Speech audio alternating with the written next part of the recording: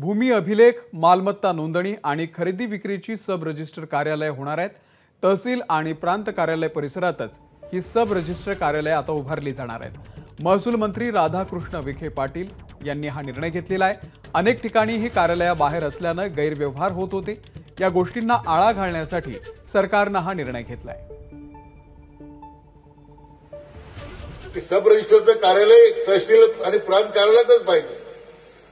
ते बाहेर आल्यामुळे बऱ्याच भांगडी होतात।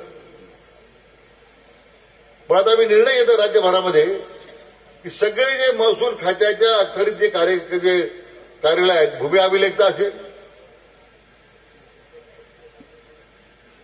सब रजिस्टरचं कार्यालय असेल, हे सगळं आता मुख्य तहसील किंवा प्रांत कार्यालयाच्या मध्येच त्याचा सामील झाला पाहिजे। म्हणजे मग त्या ठिकाणी नागरिकाला अडचण येणार नाही। एबीपी माझा, उघडा डोळे बघा नीट।